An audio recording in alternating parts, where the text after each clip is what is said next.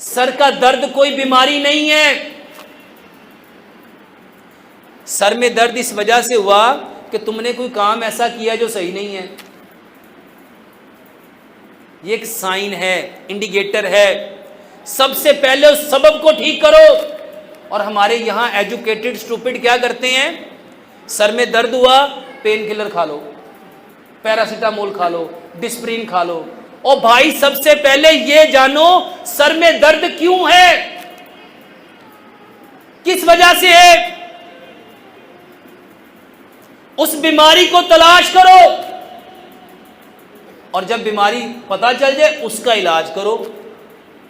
یہ ڈسپرین پانی میں ڈال کے 2 گولیاں مت کھاؤ. یہ پیناڈول، پیراسیٹامول، یہ خود سے ڈاکٹر نہ بنو. جو سر درد کا سبب ہے، بہت سارے سر درد گیس کی وجہ سے ہوتے ہیں، بہت سارے سر درد نیند پوری نہ ہونے کی وجہ سے ہوتے ہیں، بہت سارے سر درد ٹینشن لینے کی وجہ سے ہوتے ہیں، بہت سارے سر درد آپ کے زیادہ سوچنے کی وجہ سے، اوور تھنکنگ کی وجہ سے ہوتے ہیں، بہت سارے سر درد بیماریوں کی وجہ سے ہوتے ہیں. تو جو بیماری ہے اس کا علاج کرو. اور میں اکثر ایک علاج بتاتا ہوں سر درد کا، لمبا سجدہ کرو، کیونکہ لمبا سجدہ ہر بیماری کا علاج ہے. کیونکہ پیارے پیغمبر جناب محمد صلی اللہ علیہ وآلہ وسلم کو کوئی تکلیف ہوتی تھی، آپ کہاں جاتے تھے؟ مصلی پہ. اور اس کتاب میں نے یہی بتانے کی کوشش کی ہے کہ بیماری کیا ہے. میں کتاب لکھ رہا ہوں جس میں نے صرف بیماریوں کے فائدے لکھے ہیں، بیماریوں کے فائدے. اور آپ حیران ہوں گے یہ اتنی عام بیماریاں ہیں اور ہر شخص اس کی دوائی کھاتا ہے.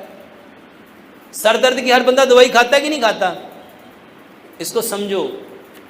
اگر سر میں درد ہوا اور ہم صبر کریں گے تو پھر کیا ملے گا؟ کیا ملے گا؟ اللہ فرماتے ان اللہ مع الصابرین.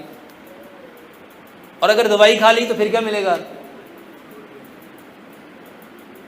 بات سمجھ آ رہی ہے؟ اور بیماری کسی سبب سے آئی.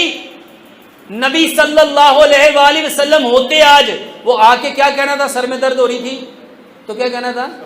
لا باسا طہور انشاءاللہ، کہ اس بیماری کے آنے میں کوئی حرج، یہ تو آئیے تمہیں پاکیزہ کرنے.